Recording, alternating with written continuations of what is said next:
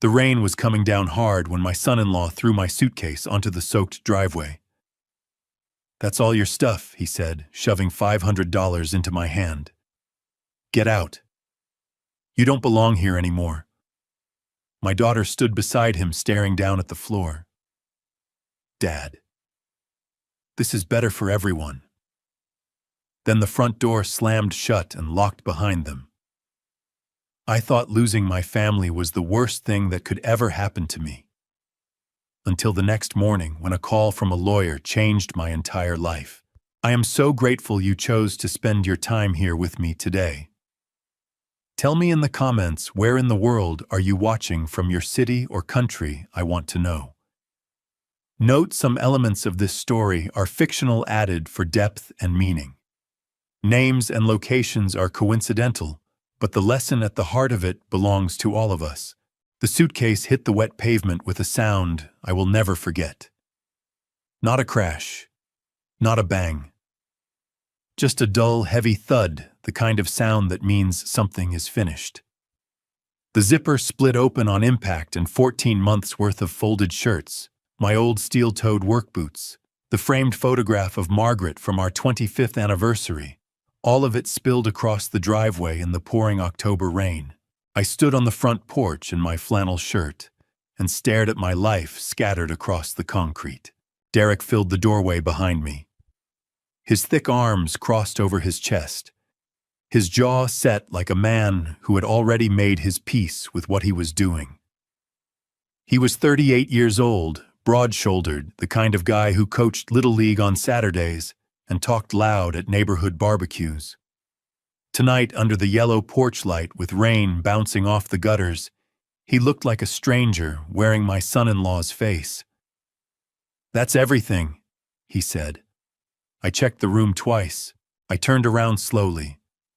My knees ached the way they always do in cold weather, an old souvenir from 31 years on a concrete shop floor. I looked past Derek's shoulder into the warm light of the hallway, searching for Sandra. She was there, standing maybe 10 feet back, her arms wrapped around herself, her eyes fixed on a spot somewhere near my left ear. She would not look at me directly. She had not looked at me directly in weeks. "Sandra." My voice came out rougher than I intended. "Sandra, honey, just let me come inside tonight. Just tonight. I'll figure everything out in the morning, I promise." Her mouth tightened. She took one small step backward, deeper into the warmth of the house. "Dad, it's better this way," she said. Her voice was flat and rehearsed, like she had been practicing those 5 words all afternoon. "Derek and I need space. We all need space, you understand?" "Tyler's already asleep," I said. "He doesn't need anything tonight except his bed." Derek unfolded his arms and reached into his shirt pocket. He pulled out a folded stack of bills and held it out toward me. My stomach turned over when I saw it. $500, he said. "That covers a motel for a couple weeks and some groceries. Should be enough to get you sorted." I looked at the money. I looked at his hand. I had spent 31 years as a machinist, building things with my hands, engine parts, and hydraulic fittings and custom brackets for companies across 3 counties. I had never in my life taken money that felt the way that stack of bills felt. But it was raining, and I was 69 years old, and my daughter was standing 10 feet away, choosing her husband's patience over her father's dignity. I took the money. "Derek," I said, folding the bills into my shirt pocket without counting them. "You are going to remember tonight for a long time." He did not flinch. He just reached out and pulled the front door shut with a soft, final click. I stood on the porch and listened to the deadbolt turn. The rain came down harder. I stepped off the porch and crouched down in the driveway, my knees screaming, and started gathering my wet clothes with my bare hands. The photograph of Margaret had landed face down in a puddle. I picked it up and wiped it against my flannel shirt. but the water had already crept under the glass and fogged the image. I could still see her face blurred now, smiling at something just off camera. "I know," I said to her. "I know." I stuffed everything back into the split suitcase as best I could and wrestled it to the curb. The rain soaked through my flannel in about 45 seconds flat. I pulled out my phone and opened the rideshare app with fingers that had gone stiff from the cold. While I waited, I looked back at the house. The porch light clicked off. Then the living room window went dark. Then Sandra's silhouette appeared at the upstairs bedroom window. Just for a moment. She looked down at me standing in the rain with my broken suitcase, and then she reached up and pulled the curtain closed. That was the moment I understood. Not that my daughter had chosen her husband over me. I had seen that coming for months, the cold shoulders at dinner, the eye rolls when I asked about my mail, the slow migration of my belongings from the guest room to the storage closet, to that damp back room that smelled like old paint and mousetraps. I understood all of that. What I understood standing in the rain at 9:47 on a Friday night in October was something different. I understood that I had made a serious mistake 14 months ago when I sold the house Margaret and I had lived in for 33 years. We had bought that house the year Sandra started kindergarten. A 3-bedroom brick colonial on Dunmore Avenue with a cracked front walk and a garage big enough for 2 cars and a workbench. I had spent 33 years fixing that house, patching the roof, replumbing the basement, rewiring the kitchen when the original wiring started throwing breakers. Margaret used to say I loved that house more than I loved television, which was probably true. After she passed, the house felt like a museum. Every room held something I was not ready to look at. Her reading glasses on the nightstand, her cardigan on the hook by the back door, the grocery list on the refrigerator in her handwriting still there 8 months after the funeral, because I could not bring myself to throw it away. Sandra had suggested I sell, said it would be good for me, a fresh start, and that I should come stay with them in Rockford where she could keep an eye on me. I had resisted for months. Earl had called me 3 times that fall, inviting me to come stay at his place across town, said he had more room than he knew what to do with, and the company would do us both good. I had told him no every time. I wanted to be near my daughter. I wanted to believe that family meant something. The rideshare driver pulled up in a silver Camry. He popped the trunk without getting out. I lifted my wet suitcase and thought about where I was going. "You know any motels nearby?" I asked through the window. "Something cheap." The driver, a young guy with earbuds in, glanced at me in the rearview mirror. His eyes moved to my soaked flannel, to the broken zipper on the suitcase, to the darkness behind me where the porch light had been. "Mrs. Patterson's on Clement Street rents rooms," he said. "$45 a night, weekly rates better. She's decent people." I got in the car. As we pulled away from the curb, I did not look back at the house. I kept my eyes forward, and my hand pressed flat against my shirt pocket, where $500 and a blurred photograph were the only things standing between me and nothing. I had nowhere to go, and for the first time in 69 years, I truly understood what it meant to be completely alone. The room cost $45 a night. Mrs. Patterson showed it to me herself, a stout woman in her early 70s with silver hair pinned back and the kind of no-nonsense handshake you don't see much anymore. She had looked me over on her front porch at 10:15 on a Friday night, soaking wet with a split suitcase, and had not asked a single question I did not want to answer. "Room 7's at the end of the hall," she said, handing me a key attached to a wooden tag with the number burned into it. "Bathroom's shared, but you'll mostly have it to yourself. Continental breakfast starts at 7. You look like you could use some coffee." "Yes, ma'am," I said. "I could use a lot of things." She nodded once, the way people nod when they've seen enough of life to know that some stories don't need to be told out loud. Room 7 was small. A single bed with a blue and white quilt, a dresser with a lamp that tilted slightly to the left, a wooden chair by the window, and a radiator that knocked and hissed through the night like it was working twice as hard as everything else. The window looked out onto a narrow side yard, where a birch tree had dropped most of its leaves across the brown grass. I sat on the edge of the bed and emptied my shirt pocket. $500 in damp bills. I smoothed them flat on the dresser and counted them. 400s, 420s, 210s. I stared at the pile for a long time, doing math I did not want to do. Then I lay back on the quilt and looked up at the water stain on the ceiling, shaped a little like the state of Ohio, and I let myself think about the 14 months I had spent in my daughter's house. The first few weeks had been fine.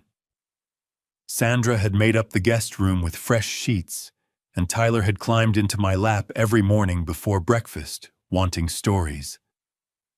Derek had been polite in the careful way people are polite when they are tolerating something. By Thanksgiving, the guest room had become the problem. Derek's mother was visiting and needed the space. Could I just use the pull-out in the office for a few weeks? The office became permanent by January. By March, they needed the office for a home gym, and there was this little room off the back of the house. Used to be a storage space, but they had cleared it out mostly, and it was just temporary while they figured out the long-term plan. The back room was 8 feet by 10 feet. One window that faced the fence, a bare bulb on a pull cord. The insulation in the wall had gaps, and when the wind came from the north, I could feel it through the drywall. I had put a piece of cardboard over the bottom of the door to keep the draft out. "You're not contributing, Walter," Derek had told me one evening in April, standing in the kitchen doorway with a beer in his hand. "Sandra and I are carrying all the expenses here.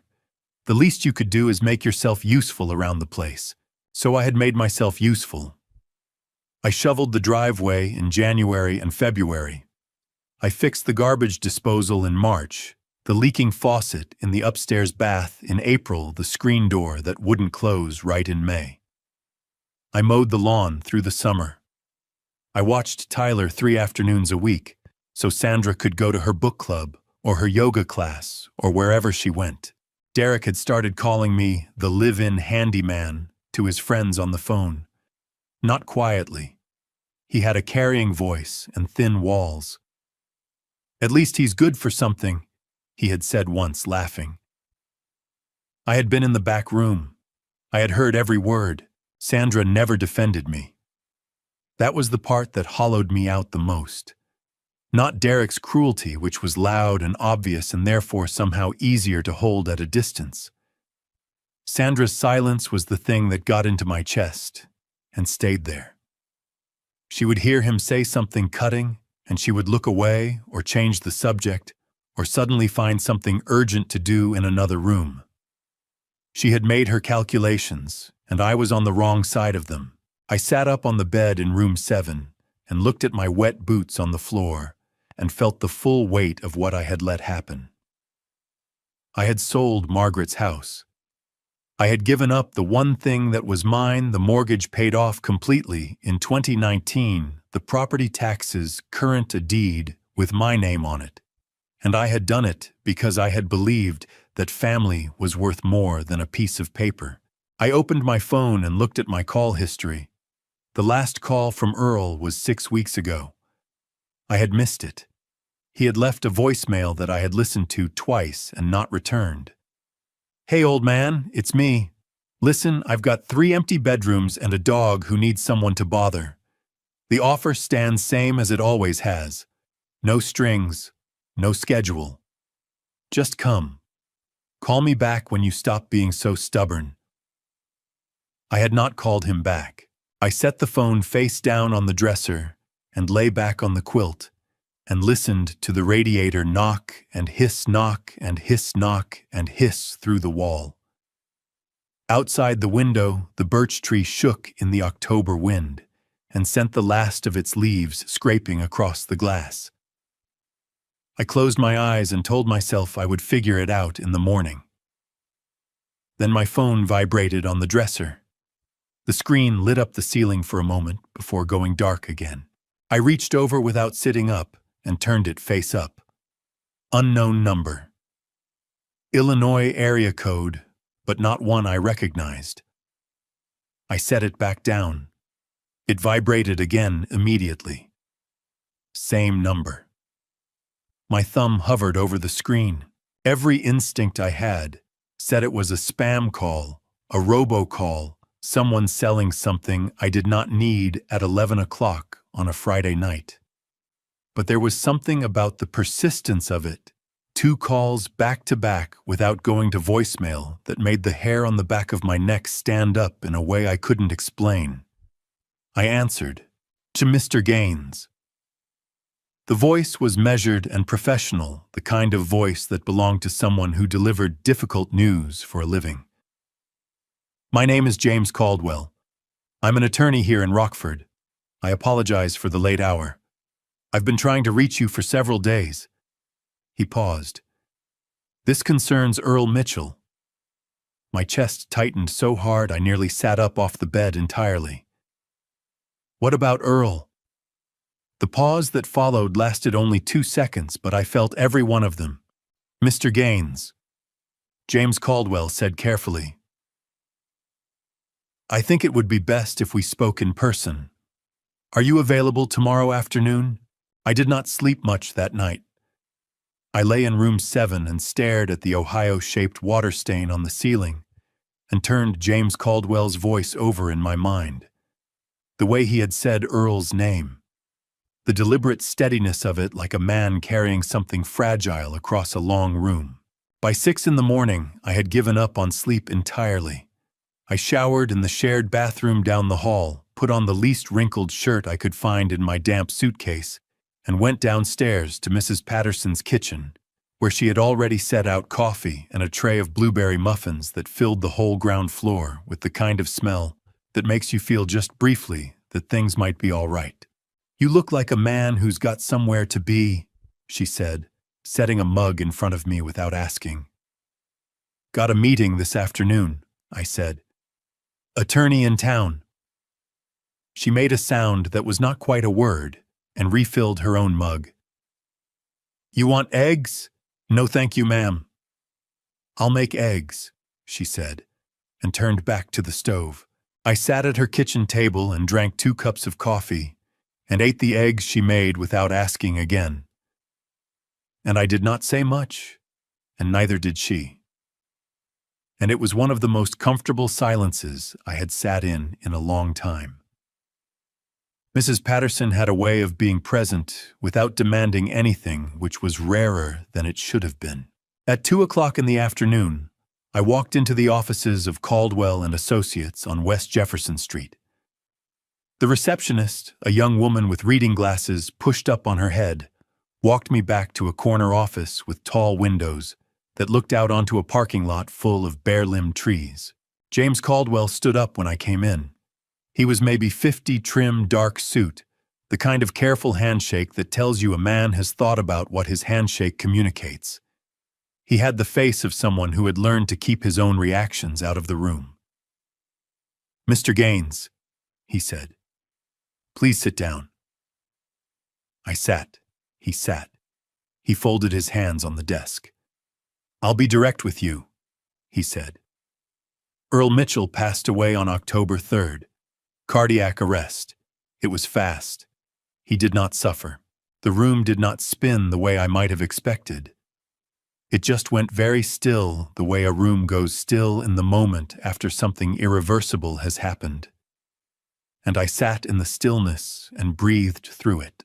Earl Mitchell, 42 years.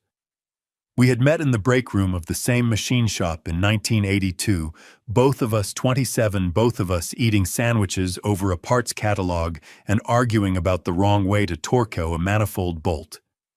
He had laughed at something I said, and I had laughed at something he said, and that had been the beginning of it, the way most real friendships begin without any intention at all. He had left the trades eventually and moved into the business side of things, Gas stations first, then property, then a portfolio that had grown into something neither of us had ever imagined when we were eating those sandwiches in 1982. He had never married. Said he was too stubborn and too particular and too fond of his own company. I had told him those were all very good reasons to get a dog. I didn't know, I said. My voice came out smaller than I meant it to. Nobody told me. Caldwell nodded slowly. There were some complications with locating you. Your previous address was no longer current. He paused. I understand you recently relocated. You could say that. Caldwell opened a folder on his desk and looked at it for a moment. Mr. Mitchell named you as the sole beneficiary of his estate, he said. That includes 8 fuel service stations across 3 counties, 7 commercial real estate properties, and a managed investment portfolio. The total assessed value as of his last annual review is approximately $22.4 million. I heard the number. I understood the number.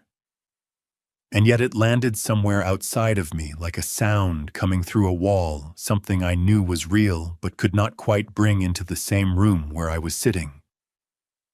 Earl, I said. Not to Caldwell. Just to the air in front of me. He was very specific in his instructions. Caldwell continued. He also left something for you directly.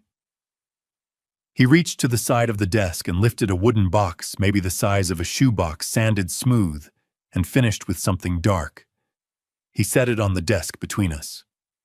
My name was written on the top in Earl's handwriting, the same loose, unhurried print I had seen on birthday cards and the occasional letter for 4 decades. Walter, just that. No last name. As if there were only one Walter in the world who might need to open this box. He asked that you open it privately, Caldwell said, when you're ready. I looked at the box.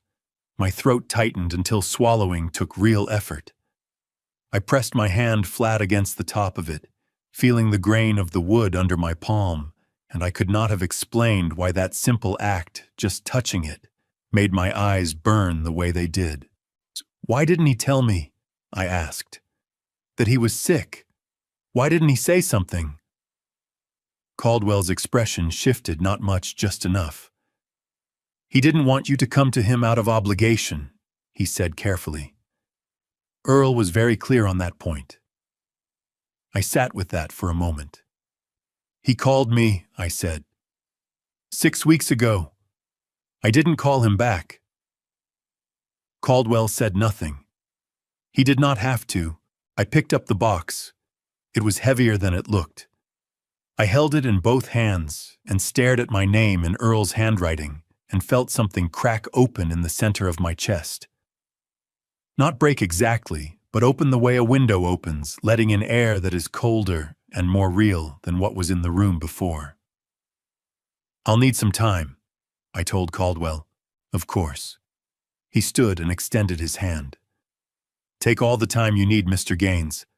I'll be in touch Monday regarding the formal transfer proceedings. He paused. There is one more thing. I looked up. Earl had a dog, Caldwell said.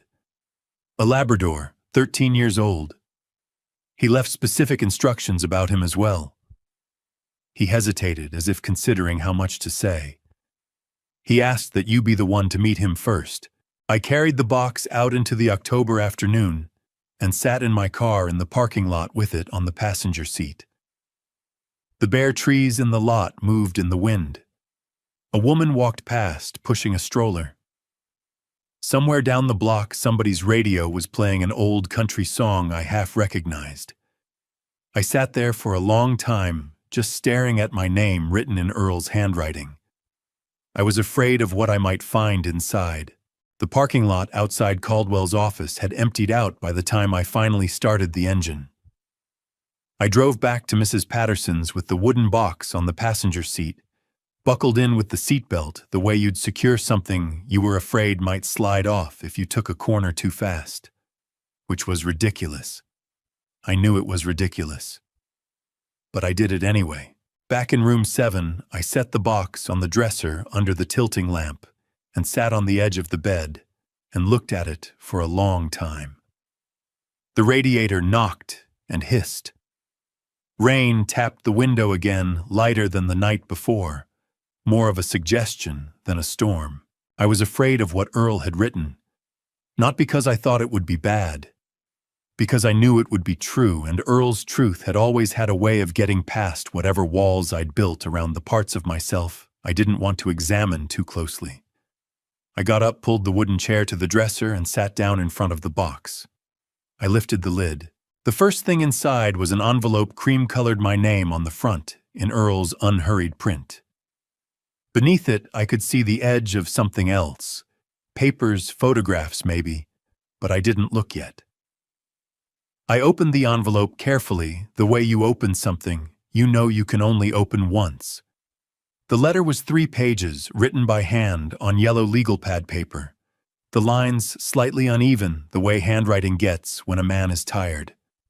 Walter, if you're opening this box, it means they finally did what I always feared they would. I'm sorry I wasn't there when it happened. I want you to know I tried to be. I had to put the letter down.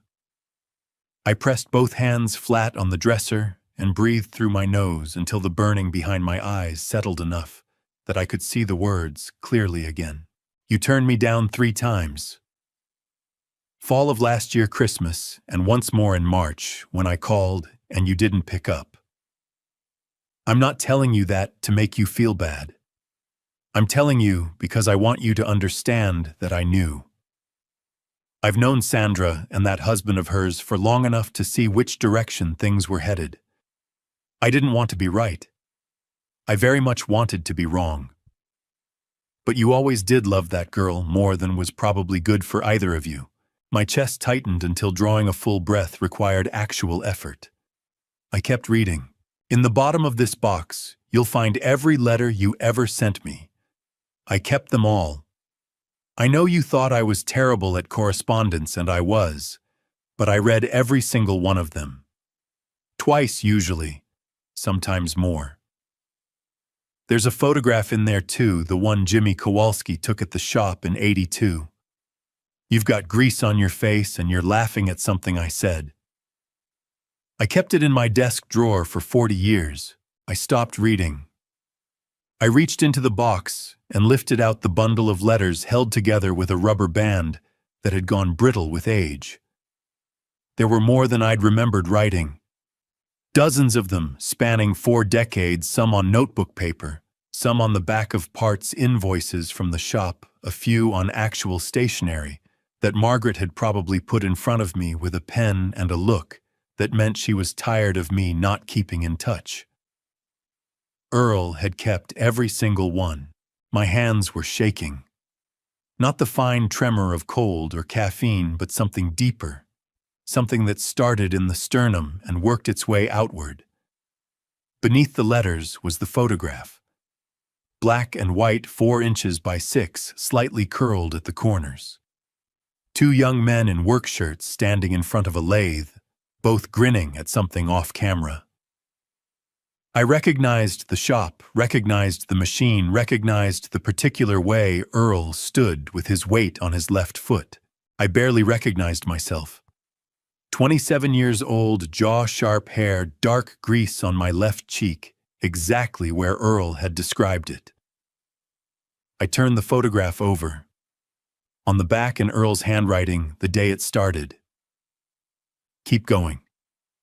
I had to put the photograph down on the dresser and press the back of my hand against my mouth, because the sound that was trying to come out of me was not one I wanted to make in a room with thin walls. I sat like that for a minute. Then I went back to the letter. There's one more thing in the box. Bottom left corner, wrapped in the blue cloth. That's the watch I was wearing the day you pulled me out of that drainage ditch off Route 9 in '87. You probably remember it better than I do.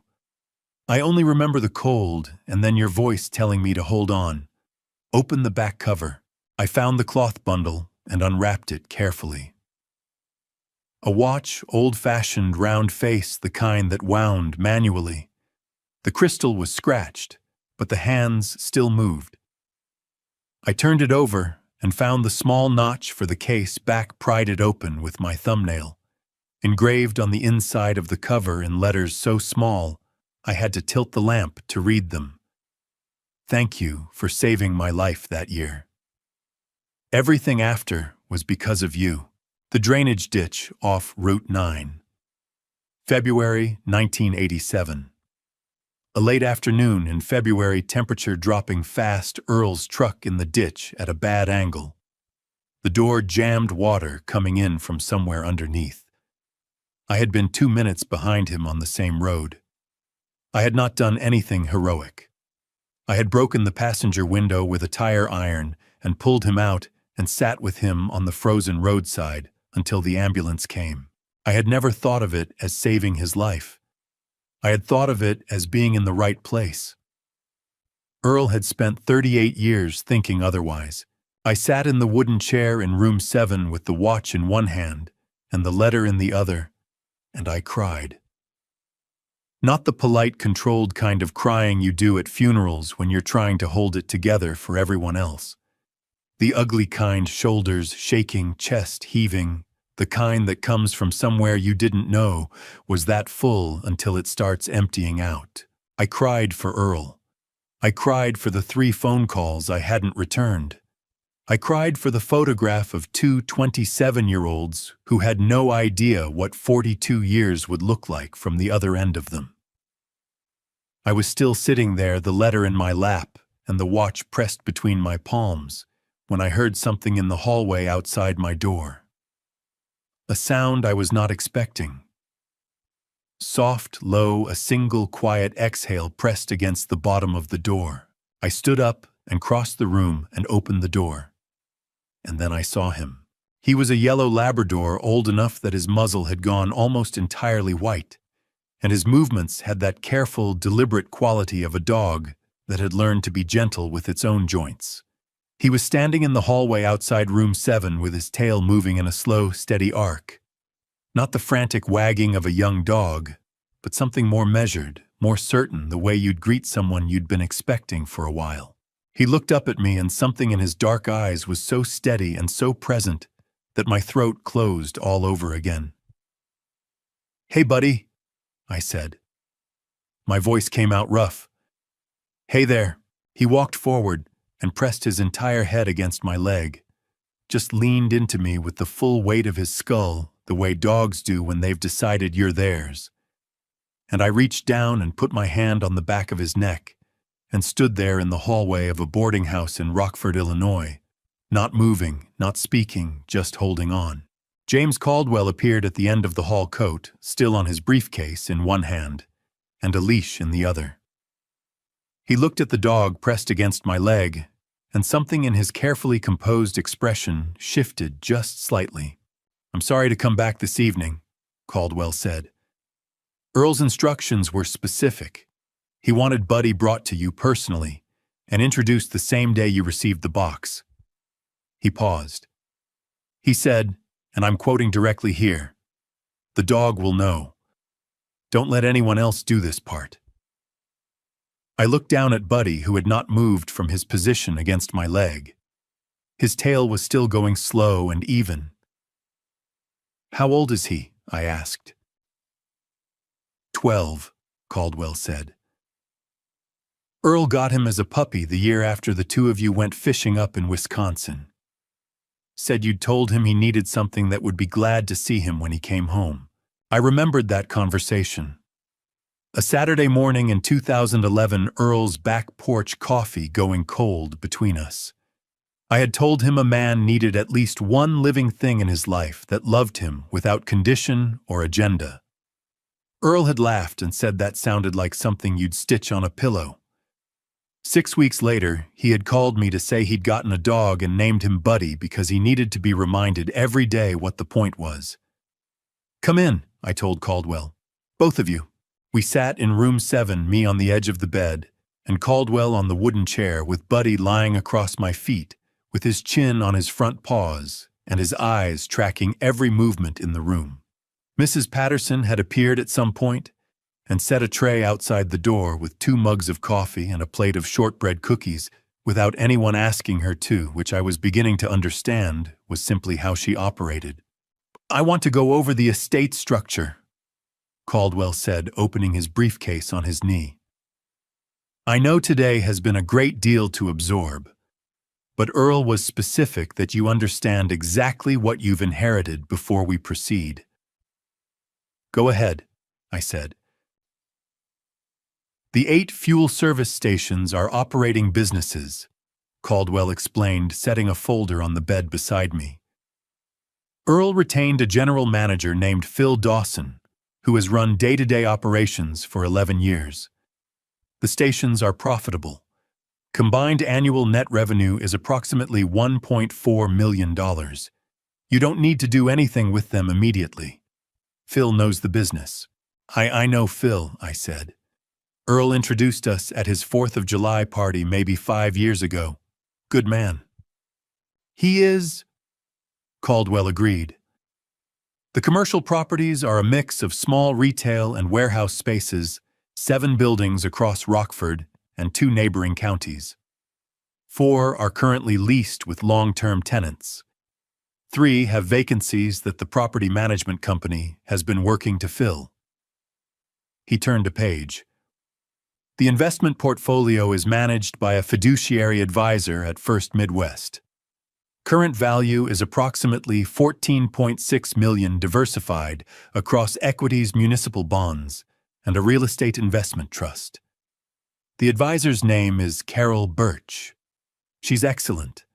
She'll want to meet with you in the next 30 days. I listened to all of this, the way you listen to a doctor explaining a diagnosis you weren't expecting. You hear the words and you understand them individually, but the full weight of them takes longer to arrive." "Earl built all of this himself," I said. "From nothing." "From a single gas station on the east side of town," Caldwell confirmed. "He bought it in 1994 with a small business loan and the money he'd saved working trades. Took him 3 years to pay off the loan and another 2 to buy the second station." He paused. "He told me once that he never would have had the nerve to sign that first loan if a friend hadn't shown him that some things were worth the risk." I looked down at Buddy. Buddy looked back up at me. "He wrote that in the letter too," I said quietly. "About the ditch." "I know," Caldwell said. "He told me the full story. He said you never once brought it up again after that day. He said that was the most decent thing anyone had ever done for him, saving his life, and then never making him feel like he owed you for it." I had no answer for that. My eyes were burning again, and I was getting tired of fighting it, so I pressed the back of my wrist against them and just let them burn. "What do I need to do first?" I asked. "Nothing this weekend," Caldwell said firmly. "Monday, we begin the formal probate process. Under Illinois probate law, the court will appoint a representative to validate the will and confirm the transfer of assets to you as the named beneficiary. Because Earl's estate is above the simplified transfer threshold, we'll go through supervised administration, which typically takes 6 to 9 months to complete. In the meantime, the operating businesses continue as normal, and I serve as the estate's legal representative. 6 to 9 months, I repeated. The assets are protected throughout, Caldwell assured me. Nothing can be transferred, sold, or encumbered without court approval during that period.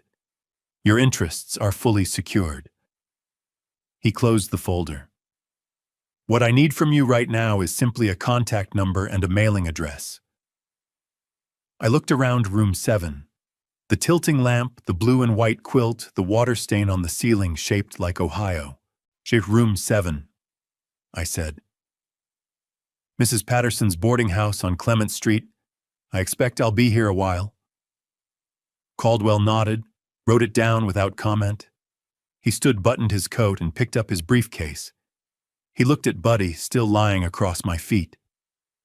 Earl said something else, Caldwell told me at the door. He said, "Tell Walter the dog already knows he's a good man." The dog is never wrong about that. After Caldwell left, I sat for a long time with Buddy's warm weight across my feet and Earl's letter on the bed beside me and the watch in my hand. The radiator knocked. The rain had stopped. Through the window, the birch tree stood completely still in the cold night air. Buddy lifted his head after a while and rested his chin on my knee and looked up at me with those steady, dark eyes. "You knew him 42 years, I told him. "Me too." His tail moved once, slow and certain. I reached over and turned off the tilting lamp. In the dark, I could still feel the weight of the watch in my palm and the warmth of the old dog against my leg, and for the first time since standing in the rain outside Sandra's house with a broken suitcase, I did not feel entirely alone. The next morning, I woke to my phone ringing on the dresser. Sandra's name on the screen. I stared at her name and already knew. Word travels fast in Rockford. I let it ring. Sandra's name pulsed on the screen 3 times before the call dropped to voicemail.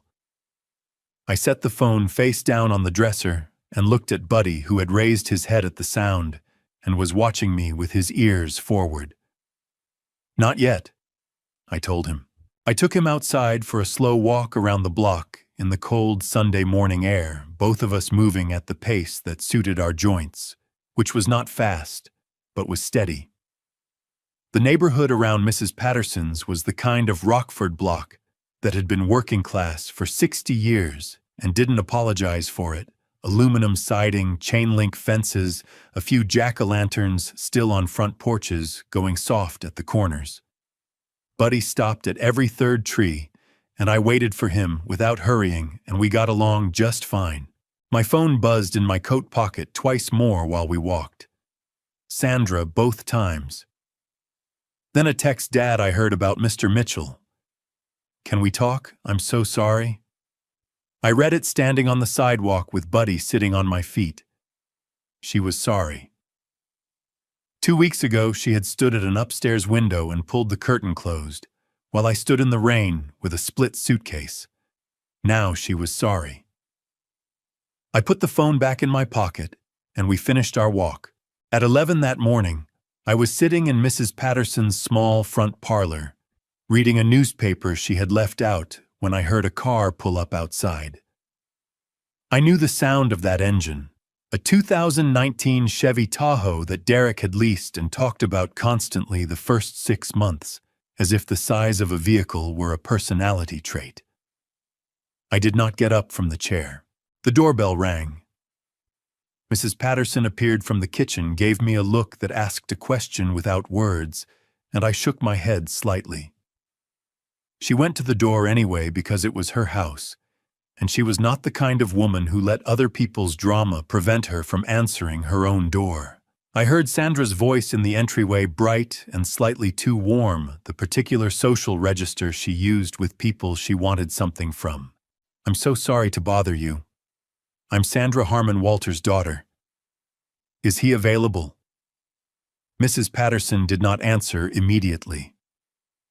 I heard the pause, the kind of pause that belongs to a woman who has seen enough to know exactly what kind of visit this was. "I'll let him know you're here," she said. She appeared in the parlor doorway and looked at me. I folded the newspaper and stood up. Sandra was on the front porch with a casserole dish covered in foil and a smile that had clearly taken some effort to construct. She was dressed nicely, hair done, the kind of put together that takes 40 minutes on a Sunday morning and is designed to be noticed. In her other hand, she held a smaller container, something wrapped in plastic. "Dad." Her voice cracked slightly on the word, which might have been genuine and might have been rehearsed. With Sandra lately, I had trouble telling. "I heard about Earl. I'm so sorry. I know how much he meant to you." "Thank you," I said. "I made your favorite." She held out the casserole dish. Beef stew with the little potatoes, Mom's recipe. I looked at the dish. Then I looked at my daughter. My wife Margaret had made that beef stew every winter Sunday for 30 years. It had been the smell of our kitchen from November through March, rich and slow and particular, the kind of meal that meant the week was over and everyone was home. Sandra had eaten it at our table hundreds of times. She had never once cooked it herself. Not in my memory, not in the 14 months I had lived under her roof, not in any of the holidays I could account for. She had told her mother once, laughing, that she didn't have the patience for anything that took more than 45 minutes. "You made this," I said. "Of course." She smiled wider. "I called Aunt Rose for the recipe. I wanted to do something." She pushed the dish slightly toward me. "Can I come in?" "We can sit on the porch," I said. Her smile held, but something behind it recalculated. She sat in one of Mrs. Patterson's porch chairs and set the casserole dish on the small table between us and tucked her hands in her lap like a woman in a waiting room. "How are you doing?" she asked. "Are you okay?" "This place is nice. It seems really nice. Mrs. Patterson seems wonderful. But Dad, you shouldn't be in a boarding house. You could stay with us. We want you to come home." "You and Derek want me to come home," I said. "Yes." She nodded, holding eye contact with the focused intensity of someone making a case. "We talked about it. Derek feels terrible about the way things ended. He really does. He's been worried about you." My phone buzzed in my pocket. I already knew. I pulled it out and looked at the screen. "Derek." I answered it. "Hey." Derek's voice came out loose and casual, the register he used when he was trying to sound like a man without an agenda. "So rough week, huh? Listen, I heard about your friend Earl. That's tough. Good guy by the sound of it." A half-beat pause short enough that a person not paying attention might miss it entirely. "So how much did he actually leave? Not how are you holding up? Not are you okay?" Not even a full minute of condolence before the question he'd actually called to ask. How much did he actually leave? I felt something settle in my chest, cold and certain, the way a machine part settles into its housing when you finally got the tolerances right. "I'm not sure yet," I said. "The lawyers are still sorting it out." Right. More casual. "Well, listen, if you need any help navigating all that, I'm happy to sit down with you. I know how these estate things can get complicated, especially for someone who hasn't dealt with that kind of paperwork before. Sandra and I just want to make sure you're taken care of." "I appreciate that," I said. "I'll be in touch." I hung up. Sandra was watching me from across the small table, her hands still folded in her lap, her expression carefully neutral. "Oh, that was Derek," I said. "I know," she said. I looked at the casserole dish sitting between us. The foil was perfectly crimped around the edges. The dish was one I didn't recognize, new, purchased specifically for this visit. Margaret's recipe and a brand new dish carried across town on a Sunday morning. Not because my daughter missed her father, but because a neighbor had said something that made the calculation change overnight. I reached into the pocket of my coat, the same coat I'd been wearing the night Derek threw my suitcase into the rain, and I found what I'd put there that morning before the walk. A bread roll, hard now, the crust gone stiff from 2 days in a coat pocket. I had taken it from the gas station the night of the eviction, the only food I'd bought before finding Mrs. Patterson's. I set it on the table next to the casserole dish and looked at it for a moment. "The night you locked me out," I said, keeping my voice even, "this was my dinner." Sandra's face went through several things in rapid succession. Surprise, shame, a flash of something defensive, and then a careful retreat back to neutral. "Dad," she started. "I'm keeping it," I said. I'm not sure why yet, but I think I'll know when the time comes. I stood up, picked up the casserole dish, and handed it back to her. Tell Derek I'll be in touch about the estate, I said. That's what you came to find out. Now you know. Sandra stood holding the dish against her chest, her eyes suddenly bright with something that might have been tears and might have been anger, and was probably some complicated mixture of both. That's not fair, she said, her voice tightening. No, I agreed. It really isn't. I went back inside. Through the parlor window, I watched her carry the casserole dish back to the Tahoe. She sat in the driver's seat for a moment without starting the engine, and then she drove away. Buddy came and stood beside me at the window. I know, I told him. I'm keeping the bread roll. Sandra called Tuesday, then Wednesday, then Thursday before 8 in the morning, which told me Derek had put her up to it on a schedule. I answered on Thursday. Dad. Her voice was 3 notes higher than normal, the register she used when she needed something. I just really want a chance to sit down together, as a family. Tyler has been asking about you. That last part was the only thing in the sentence I believed completely. What time? I said. 6 o'clock, she answered immediately, as if she'd had it ready for days. I'm making pot roast. I told her I would come. After I hung up, I looked at Buddy and said, She's making pot roast. And Buddy thumped his tail once against the floor, which was the appropriate level of enthusiasm for the situation. I put the bread roll in my coat pocket that morning without deciding to. The way you carry certain things, not because you have a plan, but because they belong with you for reasons you haven't worked out yet. The house smelled like pot roast and artificial apple from a plug-in air freshener in the entryway. The dining table was set with the good placemats, the holiday ones, and candles were lit, which was so far beyond a normal Sunday dinner that it would have been funny if it wasn't working so hard at something. Derek met me at the door with a handshake and a grin that showed every tooth. Dad. He squeezed my hand a beat too long. Really glad you came. Beer, water, I've got that bourbon you used to like. Water's fine, I said. Tyler appeared from the hallway. 9 years old, dark-haired like his father Sandra's eyes.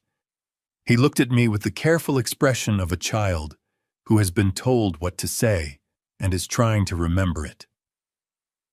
Hi, Grandpa. Then genuine feeling broke through entirely. Did you bring the dog? Buddy's home tonight, I said. But he says hi. Tyler's face fell with real disappointment, which was the most honest thing that happened in that house all evening. Dinner was good. Sandra could cook when she applied herself, and the pot roast was tender. Derek kept his bourbon glass full through most of the meal, which loosened him up in a way that was both more pleasant and more revealing than his sober performance. These estate attorneys, Derek said 15 minutes in reaching for the bread basket. I've heard some of those firms can really drag things out. If you ever want a second set of eyes on anything, Sandra and I are happy to help. I appreciate that, I said in the tone of a man who appreciates things without acting on the appreciation.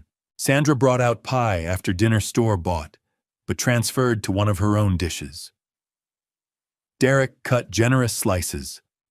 Tyler got ice cream on his, and was briefly and completely happy in the uncomplicated way children are happy. Watching him eat it was the best 3 minutes of the meal. Derek leaned back with his bourbon and started talking about property management, how he'd always had a good instinct for real estate, how a friend at his golf club had done very well with commercial properties. I let him talk. After the plates were cleared, I reached into my coat pocket. I set the bread roll on the table in front of my plate. Hard, slightly flattened, the crust gone the color of old paper. It sat on the white tablecloth next to the good placemats and the melted candles looking exactly like what it was. Derek stopped talking. Sandra looked at the bread roll and then at me, her expression going very careful. Tyler looked at it with the uncomplicated curiosity of a child. "What's that?" "My dinner from the night I left," I said. "Gas station on Clement Street, bread roll and a bottle of water. Ate it alone in room 7. I turned it in my fingers. Funny thing, it still tastes better than anything on this table tonight. I said it quietly, no heat in it. Just the way you say something that is simply true. The refrigerator hum from the kitchen became audible. Derek set his bourbon glass down. The small sound of glass on tablecloth was very loud. Sandra's jaw tightened, and her eyes went bright the way eyes go when tears are fighting to stay put. She looked at the bread roll. She looked at the candles she had lit specifically for this evening. "Dad," she said, her voice careful and low. "That's not fair." "No," I said. "It really isn't." I put the bread roll back in my coat pocket and stood up. "Thank you for dinner," I said. "The pot roast was very good." Tyler had followed me to the entryway without my noticing. He looked up at me with Sandra's eyes and his father's dark hair, and an expression that belonged to neither of them. His small hand closed around 2 of my fingers. "Grandpa," he said quietly, "can I talk to you outside?" The night air outside Sandra's house was cold and still smelling of dead leaves and chimney smoke from houses down the block. Tyler stood on the front walk in his socks. He had followed me out without stopping for shoes, which told me whatever he needed to say felt too urgent to wait. "Hey!" I said, crouching down to his level, my knees complaining the whole way. "You're going to freeze out here, bud." "I'm okay," he said. He was not okay. He was shivering, and not only from the cold. His small hands were twisted together in front of him, fingers knotted the way hands go when a person is carrying something too heavy. "I'm right here," I said. "Take your time."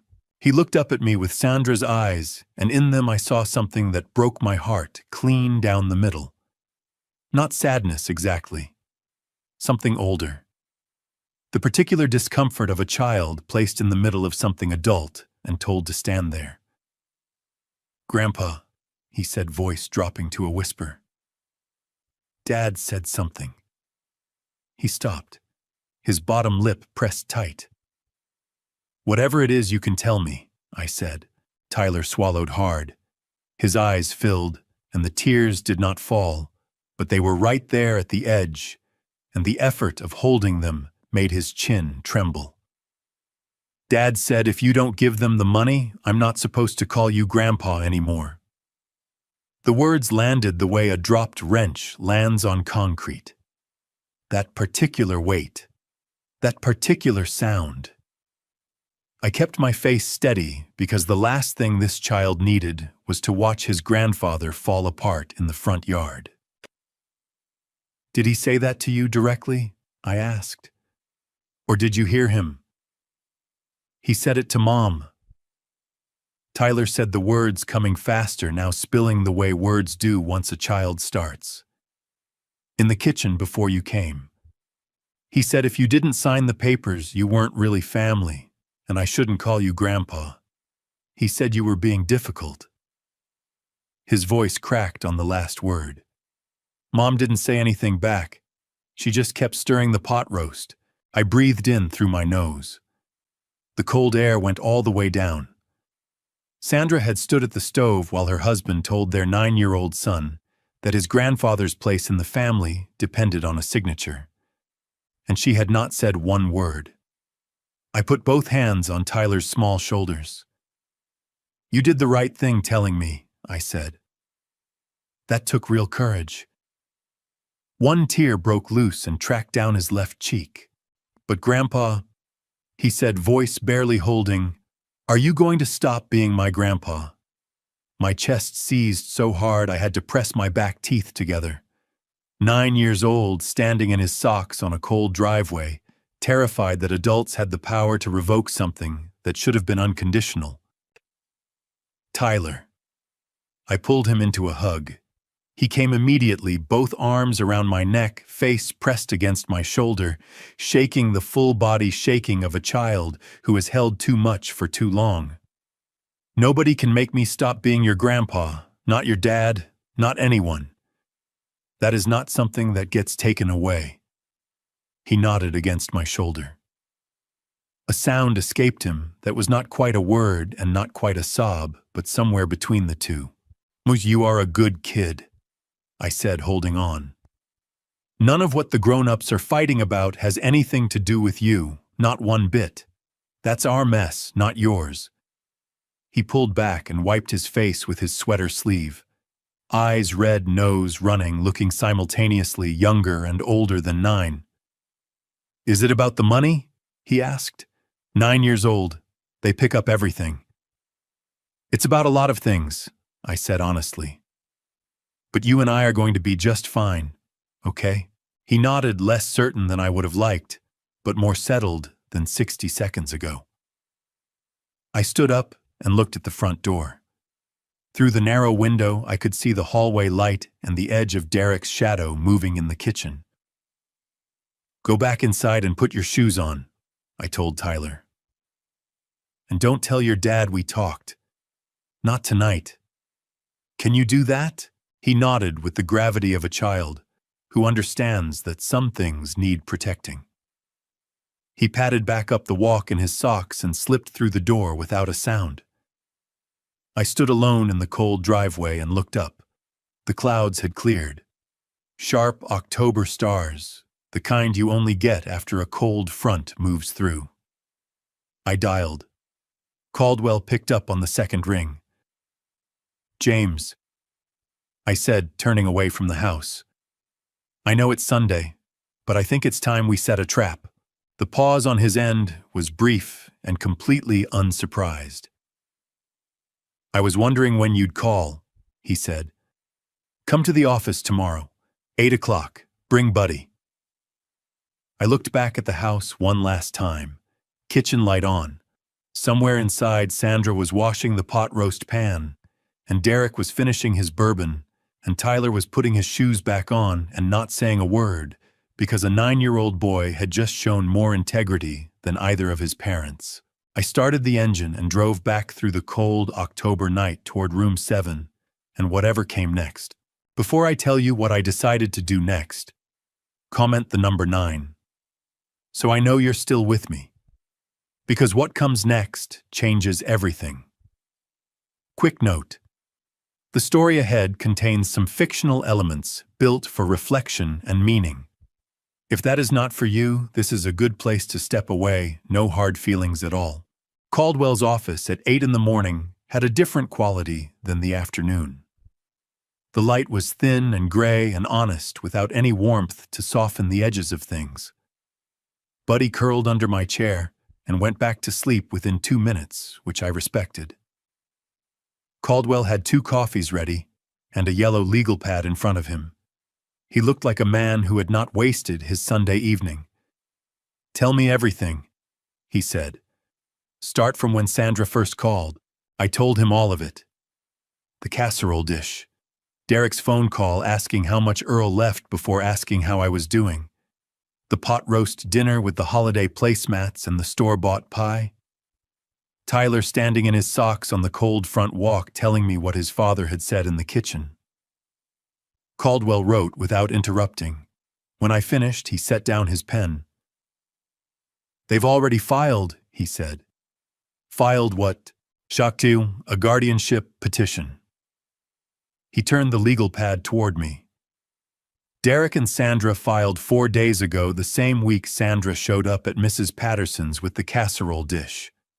Under the Illinois Probate Act Article 11A, a family member can petition the court to appoint a guardian for an adult they claim lacks capacity to make responsible financial decisions. It requires a physician's evaluation and a court hearing. He paused. The petition alone means nothing, but it tells us exactly what they're planning. I set my coffee cup down carefully. They're going to say I'm incompetent, I said. They're going to try to build that case, Caldwell said. They need you confused, overwhelmed, dependent on their guidance. That's what the dinners are for. That's what every offer to help is for. They're building a record. He held my gaze. So we build a better one. He reached into his desk drawer and set a small device between us. Matte black, no larger than a thick pen. Illinois is a one-party consent state for audio recording, he said. You can legally record any conversation you participate in without notifying the other party. This device runs 14 hours continuously and transfers automatically to encrypted cloud storage.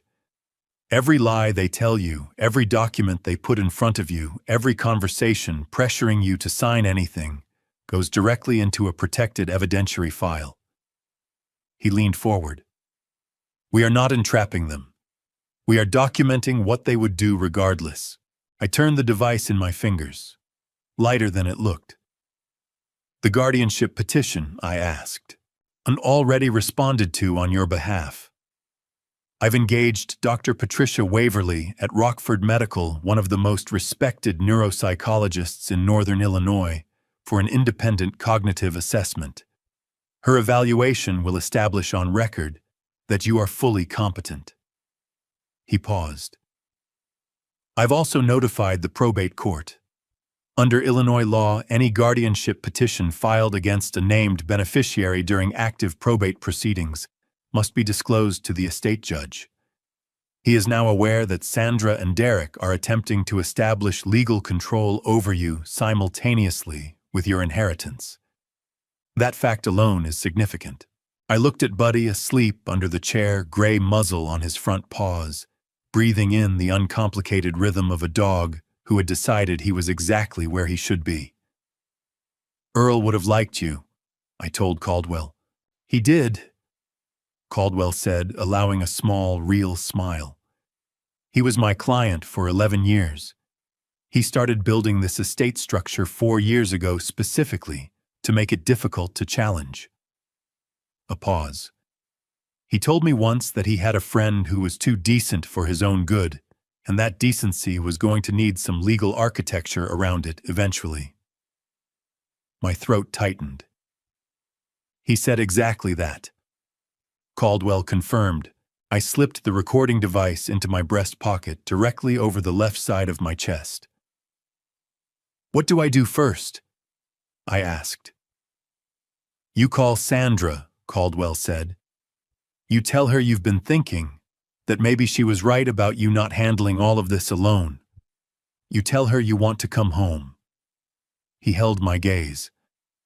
Men like Derek move fast when they think the window is open. That's when they get sloppy. That's when they show you exactly what they came for. And whatever they put in front of me to sign, take it. Tell them you need a few days. Bring it here.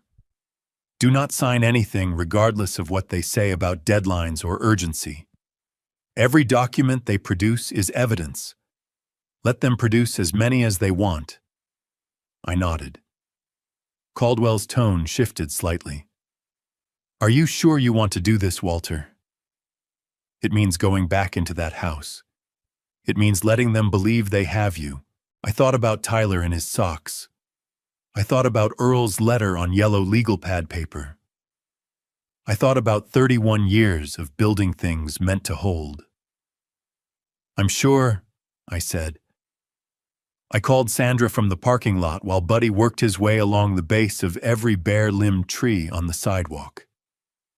She answered on the first ring, "Sweetheart." I said, letting some tiredness into my voice that was not entirely false. I've been doing a lot of thinking. You might have been right about me not being alone with all of this. The sound she made was quick and completely unguarded. Pure relief, the involuntary kind that escapes before you can shape it. "Oh, Dad," she said. "I'm so glad you said that." I looked at Caldwell through the office window. He was writing on his legal pad and did not look up. I hung up and stood in the cold parking lot with Buddy on my feet and the recording device warm against my chest. The trap was open. Now we waited. Sandra had cleaned the guest room. Not the storage room where I had spent 14 months listening to wind come through the drywall. The actual guest room second-floor window facing the street. Fresh towels on the foot of the bed, a small lamp on the nightstand, 3 grocery store carnations in a vase, pink and slightly wilted. The kind of gesture that costs $4 and is meant to communicate considerably more. I stood in the doorway with my overnight bag and understood exactly what the carnations represented. An investment, a down payment on my goodwill. "We wanted you to be comfortable," Sandra said behind me. "Derek picked up those cookies you like from the bakery on Elm." "That's very thoughtful," I said. I let some slowness into my movements as I set my bag down. Not exaggerated, just the natural deceleration of a tired man grateful for a soft place to land. Caldwell had been specific. Don't perform incompetence, perform exhaustion and gratitude. Men like Derek fill in the rest themselves. Derek appeared in the hallway in a fleece vest over a collared shirt, the weekend uniform of a Midwestern man who wants to look relaxed while remaining in charge. "Good to have you back, Dad," he said. "This is how it should be. Family taking care of family." "I appreciate it," I said. "All this estate business, Derek, I'll be honest with you, it's more than I expected. Makes my head swim a little." His shoulders relaxed by a fraction. Small, but I caught it. "You shouldn't have to figure it all out alone," he said. "Why don't we sit down after dinner and I can take a look at some of the paperwork with you?" "That would be a real help," I said. The recording device sat in my breast pocket doing its job quietly and without complaint. Dinner was chicken and rice, simple and good, Sandra's default when she was not performing. Tyler came to the table still in his school clothes, and when he saw me, he went very still for just a moment before his face broke into something genuine. "You're back?" he said. "I'm back," I confirmed. He looked at me with those careful eyes, the ones that had stood on the cold front walk in their socks, and told me the truth. Then he reached over and poured himself a glass of milk with great concentration, his way of letting the moment pass without making it bigger than it needed to be. 9 years old, and already more grace than both his parents combined. After dinner, Tyler went upstairs for homework. Sandra cleared the table. Derek refilled his water glass and settled into the living room chair with the posture of a man who had been waiting for the room to clear. "Tell me where things stand with the estate," he said. I sat across from him, held my coffee mug with both hands, and looked at him with the expression of a man grateful someone was willing to take an interest. "James Caldwell is handling most of it," I said slowly. "Nice fellow, very thorough, but there's a lot of paperwork. The stations alone have their own documentation, then the properties, the investment accounts." I shook my head. "I'm not ashamed to say it's a lot." Derek leaned forward, elbows on his knees, the posture of a man who has been handed an opening and intends to walk through it. "Has Caldwell mentioned power of attorney?" he asked. "For managing the estate day to day, he mentioned it," I said vaguely. "It's worth thinking about," Derek said, spreading his hands in a gesture of pure reasonableness. "Having someone you trust handle the operational stuff so you're not buried in paperwork every week. It doesn't take anything away from you. It just gives someone the authority to act quickly when something comes up with the properties or the stations." "That makes a lot of sense," I said. I hadn't thought about it quite that way. The tension in his shoulders released visibly. "I can put together an overview," he said. "Nothing binding. Just so you can make an informed decision." "I'd like that," I said. "Derek, I have to say I'm glad Sandra talked me into coming back." He smiled, the most relaxed smile I had seen on his face in 2 years.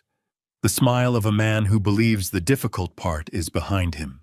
Sandra appeared in the doorway, looked at Derek's expression, and then at mine, and something in her own face softened with a relief that was almost painful to watch. She wanted to believe it badly enough that she was not looking carefully at what she was actually seeing. I said goodnight and went upstairs. I lay on the guest room bed in the dark, with the carnations wilting in their vase, and Buddy breathing steadily on the rug beside me. I had arranged with Mrs. Patterson to bring him along, and Sandra had agreed immediately, the easy accommodation of a woman who needed everything smooth. Derek's voice came low through the wall on the phone in the bedroom down the hall. I could not make out the words, but I did not need to. The recording device on the nightstand was doing that work. I pressed my hand flat on the nightstand in the dark and thought about Earl writing 3 pages on yellow legal pad paper, a man who had spent 42 years paying attention and left behind something more than money. He had left behind the truth, carefully arranged, patiently waiting. The floorboard in the hallway creaked once. Then the house went quiet. They'll move faster now, I thought. Derek's already making calls. A week passed.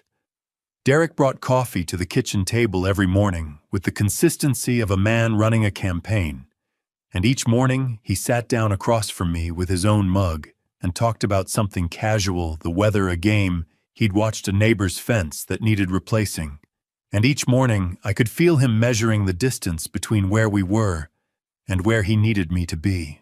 On Thursday morning, he came to the table with a manila folder. "Dad," he said, setting it down between our coffee mugs with the careful casualness of a man who had rehearsed the gesture. "I had my buddy Ray put together that overview I mentioned, the one about managing the estate going forward. Ray handles business law downtown. Sharp guy." I looked at the folder. I did not reach for it. "That was fast," I said. "And Ray's efficient," Derek said, opening it himself and turning it to face me. "Take a look. It's not complicated, I promise. Just an overview of what a durable power of attorney would look like in your situation. A durable power of attorney in Illinois is a legal document that grants another person, called the agent, the authority to make financial and legal decisions on behalf of the person signing, called the principal. Unlike a standard power of attorney, the durable version remains in effect, even if the principal becomes incapacitated. It is one of the most powerful documents in estate law precisely because it does not require the principal to be declared incompetent before the agent can act. It requires only a signature, a notary, and a witness. What Derek had put in front of me was not an overview. It was the document itself, 12 pages already tabbed at the signature lines, with small yellow stickers, the kind that say, "Sign here," in red letters. I picked it up and held it with both hands and made my eyes move across the first page at the speed of a man reading something that required genuine effort. "It looks thorough," I said. "Ray's thorough," Derek said. He leaned back in his chair with his coffee mug and watched me read with the patient expression of a man who had already decided how this morning was going to end. Basically, what it does is give Sandra and me the authority to handle the day-to-day stuff. Sign off on transactions, manage the property accounts, deal with the stations if anything urgent comes up. You'd still be in charge of everything. We'd just be able to act quickly when you need us to." "Yeah, what kind of transactions?" I asked. "Oh, routine stuff," Derek said, waving a hand. "Paying vendors, renewing leases, moving funds between accounts if the cash flow needs balancing. Nothing major." I turned to page 4. The language there was considerably less routine than Derek's description. The document granted full authority over all financial accounts, real property business interests, and investment portfolios. It contained no dollar limit on transactions. It contained no requirement for the principal's knowledge or approval prior to action. It was in plain terms a document that would hand Derek and Sandra complete control of $22 million the moment I signed my name on page 12. "Can I hold on to this for a few days?" I asked. "I'd like to read the whole thing carefully before I do anything. My eyes aren't what they used to be." Derek's jaw tightened by a fraction. He recovered quickly, but I had been watching for it. "Of course," he said. "No rush at all," he smiled. "Take all the time you need." Sandra appeared in the kitchen doorway with a dish towel over her shoulder. She looked at the manila folder in my hands, and then at Derek, and something passed between them that was not meant for me to read. "More coffee, Dad?" she asked. "Thank you, sweetheart," I said. That afternoon, I drove to Caldwell's office with the document in my coat pocket and Buddy riding in the passenger seat. Caldwell read all 12 pages without speaking. When he finished, he set the document flat on the desk and looked at it for a moment. "This is aggressive," he said. "No transaction limits, no notification requirements, no co-signature provisions. If you had signed this, they could have liquidated every asset Earl left you within 30 days, and there would have been very little the probate court could do to recover the funds quickly." He looked up. "Ray, whoever he is, didn't draft this. This was written by someone who specializes in elder financial exploitation. The language is too specific." "Can you find out who wrote it?" I asked. "Already noted the firm name on page 1, Caldwell said, tapping the corner of the document. "I'll have my paralegal pull their bar records. If they have a history of drafting these instruments for exploitation cases, that goes into our file." He picked up his pen and made a note on his legal pad. "Every page of this is evidence," he said. "Derek handed you a fully executed document with signature tabs already in place. That tells us he expected you to sign it at that kitchen table this morning. That level of preparation combined with the guardianship petition gives us a very clear picture of coordinated financial elder abuse under Illinois statute." I sat back in the chair. Buddy put his chin on my knee. "What do I do when I go back tonight?" I asked. "Tell him you read it carefully, and it all makes sense," Caldwell said. "Tell him you just want to ask Caldwell 1 or 2 small questions before you sign, just to be thorough so nobody can say later you didn't understand what you were agreeing to." He allowed himself a thin smile. "That will frustrate him, but it won't alarm him. It sounds exactly like something a cautious old man would say." I picked up the document from the desk and slid it back into my coat pocket. "One more thing," Caldwell said. "Has anything changed about the food or drinks in the house? Anything that seemed off?" I thought about the past week. The coffee Derek brought every morning. The herbal tea Sandra had started leaving on the counter each evening, already brewed, already poured. "There's a tea," I said slowly. "Sandra makes it every evening. Says it helps with sleep." Caldwell looked at me steadily. "Have you been drinking it?" "First 2 nights," I said. "Both times I was unusually drowsy within the hour. I thought I was just tired." Caldwell wrote something down. His expression did not change, but something behind it went very precise and very quiet. "Don't drink anything you haven't prepared yourself," he said. From tonight forward, I drove back to Sandra's house in the early November dark with the document in my pocket and Caldwell's last instruction sitting in my chest like a cold stone. Buddy leaned against the passenger door and watched the streetlights go past one after another, steady and reliable as anything in the world. The man arrived on Saturday morning in a gray sedan. I watched him pull into the driveway from the guest room window.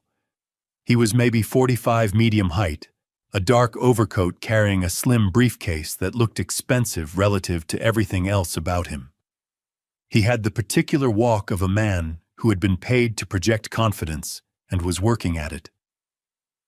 Derek met him at the door before the doorbell finished ringing. I came downstairs at my own pace. "Dad," Derek said, turning with a wide smile, one hand on the stranger's shoulder. "This is Mitchell Greer. He's a financial consultant I've been working with. He helps families navigate estate transitions. I thought it might be good for you two to meet." Mitchell Greer extended his hand and shook mine with the calibrated firmness of a man who had learned exactly how firm a handshake should be. "Mr. Gaines," he said, "I've heard a lot about you. Derek speaks very highly. Sunyata, is that right?" I said. Sandra appeared from the kitchen and suggested we sit in the living room, and she brought coffee and a plate of those cookies from the bakery on Elm that had been appearing regularly for the past 2 weeks as a form of hospitality currency. Mitchell Greer set his briefcase on the coffee table and opened it with the unhurried movements of a man comfortable with his own presentation. He removed a bound document, perhaps 20 pages, with a cover page bearing the name of a financial services firm in a clean professional font. "What I've put together for you," he said, settling back and addressing me directly in the tone of a man who explains things to elderly people for a living, "is what we call a family asset protection agreement. It's specifically designed for situations like yours, where a significant inheritance needs to be managed carefully to protect it from tax exposure, market volatility, and the costs of probate administration." I looked at the cover page. The firm name was unfamiliar. The address was a suite number in a downtown office building, the kind of address that could belong to a single room with a printer and a phone. "How long have you been doing this kind of work?" I asked. 12 years, he said without any hesitation that would have told me he was calculating. "Primarily estate transitions and family wealth management." I nodded slowly. "What does the agreement actually do?" Mitchell Greer had a prepared answer for this. He had prepared answers for everything which was itself information. "It consolidates the management of the estate assets under a single administrative structure," he said, "with Sandra and Derek designated as co-administrators. This eliminates the delays and costs associated with going through the probate court for routine decisions. It protects the assets from creditor claims during the administration period. And it ensures continuity, so if anything were to happen to you, there's no gap in management." Every sentence he said was technically composed of real words in a legal-sounding order. None of it described what the document in my hands actually said. I turned to page 3. The Family Asset Protection Agreement was not a protection instrument. It was a transfer mechanism. Upon execution, it would move all estate assets into a jointly administered trust, with Sandra and Derek as sole trustees with the authority to buy, sell, liquidate, or distribute assets at their sole discretion with no requirement for court oversight, no reporting obligation to the probate estate, and no mechanism for the original grantor, meaning me, to revoke the transfer once made. In plain terms, sign it, and I was done. "Can I get a copy of this to look over?" I asked. "I'd like to show it to my doctor. He helps me with paperwork." A brief flicker crossed Mitchell Greer's face, not quite alarm, more like recalculation.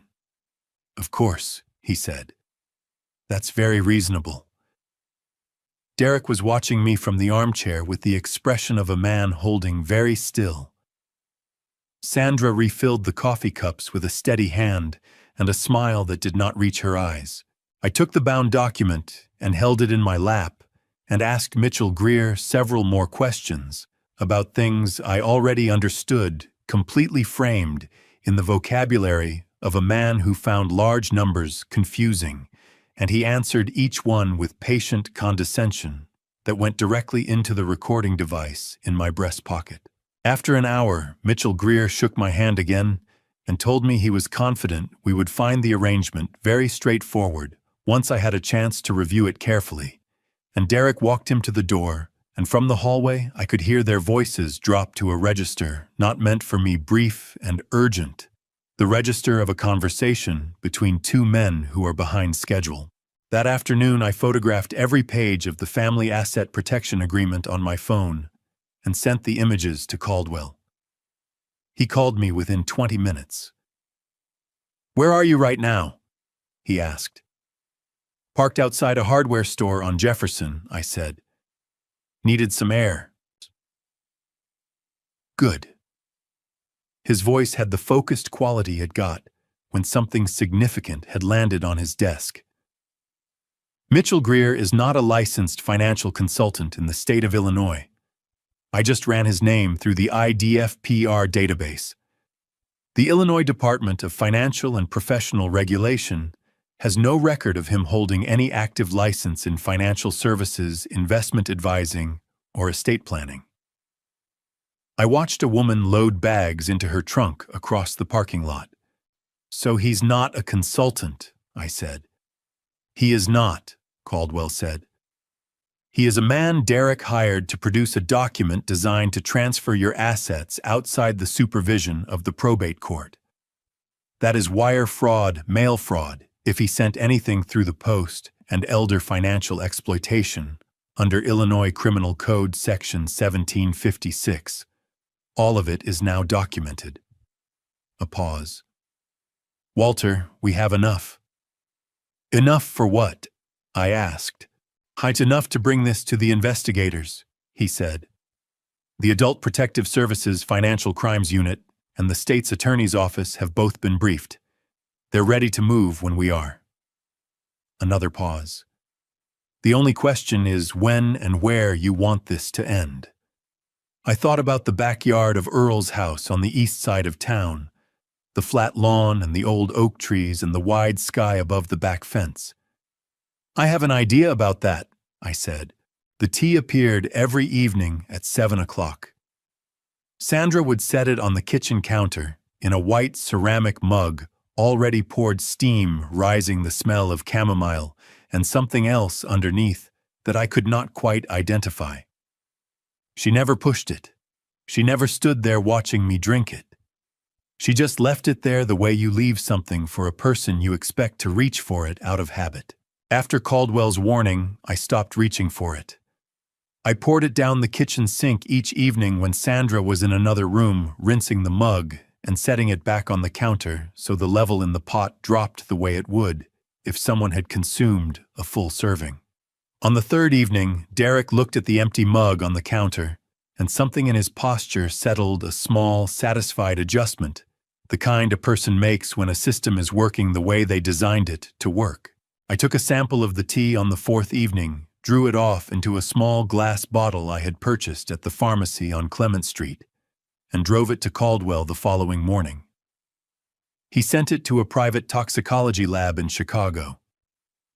The results came back in 6 days. Lorazepam, a benzodiazepine sedative prescription only, typically used for anxiety and sleep disorders. In low doses administered repeatedly, it produces drowsiness, mild cognitive slowing, and reduced alertness, exactly the profile of a man who appears to be losing his edge, who needs guidance, who might reasonably be deemed incapable of managing his own affairs by a physician conducting a cursory evaluation. Caldwell called me with the results on a Tuesday morning while I was walking Buddy along the edge of Earl's property on the east side of town. The concentration is consistent with a standard low dose. He said, administered regularly over a period of weeks. At this level, it wouldn't show dramatic symptoms, just gradual dulling. A pause.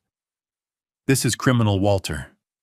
Administering a controlled substance to another person without their knowledge or consent is a felony under Illinois law, specifically under the criminal drugging statute, and separately under elder abuse provisions." I stood at the back fence of Earl's property and looked out at the wide, flat yard with the oak trees along the perimeter and the gray November sky above them.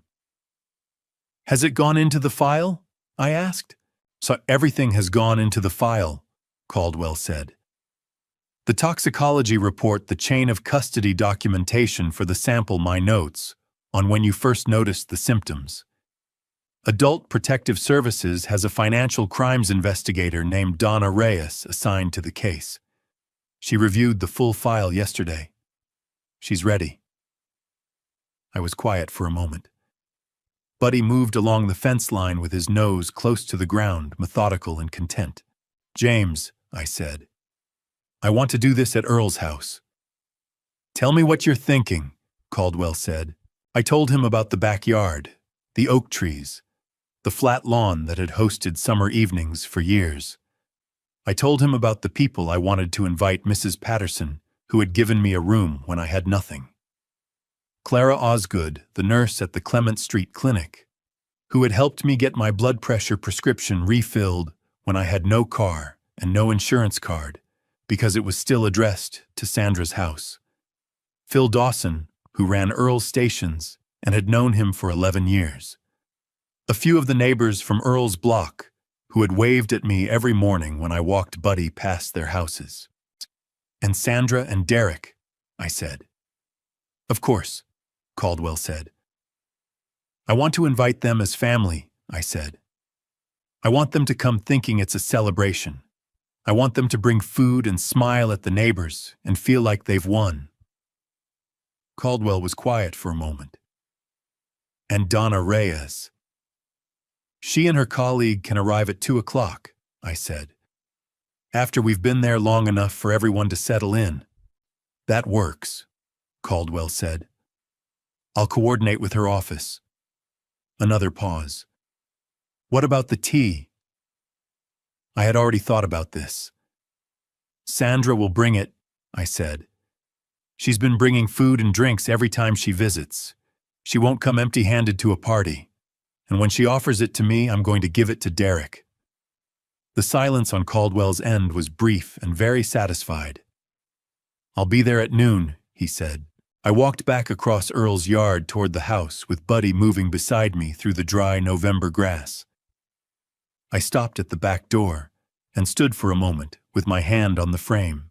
Clara Osgood had found me sitting on the clinic steps one morning in late October, 3 weeks after Derek had locked me out, trying to figure out how to get my prescription without a current insurance card. She had been coming off a night shift, tired coat half on keys in her hand.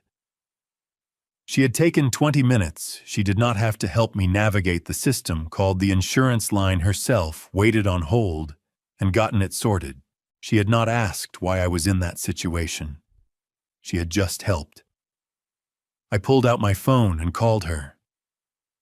"Clara," I said when she answered, her voice carrying the slightly flattened quality of someone at the end of a long shift. "This is Walter Gaines. You helped me with my prescription back in October." "Mr. Gaines." Her voice warmed immediately. "Of course. How are you doing?" "Better than I was," I said.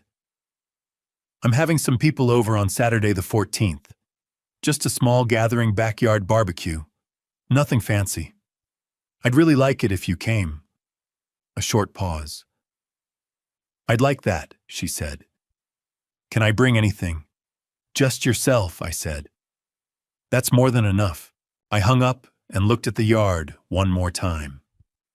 The oak trees were bare, now branches clean against the gray sky, the kind of stark November beauty that does not ask you to feel anything in particular, but gives you the space to feel whatever is there. Earl had stood in this yard for 30 years. He had built something here, not just the house and the stations and the portfolio, but something quieter. A life with room in it for other people. I intended to honor that. I was up before sunrise. Buddy heard me moving around the kitchen at 5:30 and padded in from the living room, his nails clicking on the hardwood tail, moving in that slow, certain arc that meant he was content with whatever was happening as long as he was included in it. I poured his food and made coffee and stood at Earl's kitchen window watching the December sky go from black to the particular dark blue that comes just before the first gray light of a winter morning. Earl had stood at this window, probably most mornings for 30 years. I wondered what he had thought about, whether it had been the stations or the properties or the portfolio, or whether it had just been the yard and the oak trees and the coffee going warm between his hands. I thought it was probably the coffee and the trees. Phil Dawson arrived at 8 with 2 of his guys from the East Side station, and they set up the grill in the backyard with the efficient coordination of men who knew how to manage logistics without a lot of conversation. Phil was 61, a compact man with a gray mustache, and the particular ease of someone who had spent decades making things run correctly and took quiet satisfaction in that. "He would have loved this," Phil said, nodding at the yard. "He really would have," I said. Phil squeezed my shoulder once and went back to the grill without making it into anything more, which was exactly right. Mrs. Patterson arrived at 9:30 with 2 apple pies in a carrier and her good coat on. She set the pies on the folding table I had set up along the back fence and looked around the yard with the evaluating eye of a woman assessing whether a situation had been handled properly. "Nice yard," she said. "Earl kept it up." "He did," I agreed. "You going to keep it up?" "I'm going to try," I said. She nodded once satisfied and went to introduce herself to Phil's crew.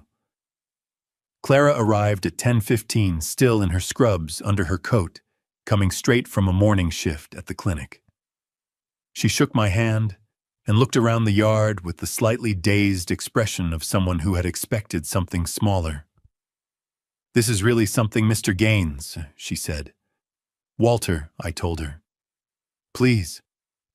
She smiled, and it was the genuine kind, no performance in it. Caldwell arrived at 11:30 with his briefcase and a covered dish. His wife had sent a green bean casserole that he set on the table with slightly more care than a man who considered himself entirely unsentimental. He caught my eye and tilted his head toward the far corner of the yard. We stood by the back fence out of earshot. He opened his briefcase and handed me a manila envelope, thick sealed. "Everything is in there," he said quietly. Toxicology report, full recording transcripts, the power of attorney document, the family asset protection agreement with Mitchell Greer's fraudulent credentials, attached the guardianship petition filing, and Donna Reyes's preliminary investigative report. He paused. "Donna and her colleague will come through the side gate at 2 o'clock. They'll stay back until you signal." I tucked the envelope into the inside pocket of my coat. "The recording device?" he asked. I patted my breast pocket. Still there. Still running. By 11:45, the yard had the particular quality of a good gathering finding its natural level. Phil manning the grill, Mrs. Patterson talking to a neighbor couple from Earl's block named Jim and Rose Kowalski, who had brought a fruit salad and a 12-pack of root beer, Clara sitting on the back steps with Buddy's head in her lap, looking like she had always been there. At 11:58, the side gate opened. Sandra came through first, carrying a casserole dish and wearing a smile calibrated to project warmth at a gathering where she needed people to like her. Derek followed with a paper bag, a bottle of wine, and that particular social ease he deployed when he needed a room to be on his side. And behind them, holding a thermal carafe with both hands, Sandra turned back and said brightly to the yard in general, "I made herbal tea. Dad loves it before a big meal." She set the carafe on the table next to Mrs. Patterson's apple pies. I looked at the carafe. I looked at Derek, shaking Phil's hand. I looked at Mrs. Patterson watching Sandra with the expression of a woman who had seen enough of the world to be watching carefully. I picked up my coffee mug and walked toward the grill. The moment was coming. I could feel it moving toward me through the cold December air, like weather you can see on the horizon before it arrives, slow and certain and entirely unavoidable. By 1 o'clock, the yard had settled into itself the way good gatherings do. Phil had the ribs going on the grill, the smoke drifting slow and fragrant across the cold December air. Jim Kowalski had claimed the folding chair nearest the heat, and was talking to Phil about something that involved a lot of hand gestures. Rose was helping Mrs. Patterson set out the side dishes on the table along the fence. Clara sat cross-legged on the back steps with Buddy feeding him small pieces of something from her plate. And Buddy accepted each piece with the grave dignity of a dog who understood he was at a party. Derek had worked the yard for the first hour with impressive energy, shaking hands, laughing at the right moments, refilling people's drinks, performing the role of the attentive son-in-law with the practiced fluency of a man who had spent his whole adult life understanding that other people's goodwill was a resource to be cultivated. Sandra moved through the gathering more quietly, steadier, a hand on someone's arm here, a warm word there. She was better at this than Derek, more natural, and watching her, I felt the particular ache of recognizing what she could have been if she had pointed herself in a different direction. At 1:15, Sandra came to where I was standing near the oak trees with my coffee mug and a plate of potato salad I had been slowly working through. She said, picking up the carafe from the side table and carrying it over. "You haven't had any tea. Let me pour you some." She reached for my empty coffee mug. "It's cold out here. This'll warm you up." She poured. The steam came up from the mug with that chamomile and underneath smell I had learned to recognize. She held it out to me with a smile that was almost entirely convincing. "Thank you, sweetheart," I said. I took the mug in both hands. Then I turned and walked toward the grill, where Derek was standing with Phil, his own hands empty his plate on the side table, and I held the mug out toward him. "Derek," I said pleasantly, "Sandra made tea. You've been on your feet all morning. You should have some." Something crossed his face.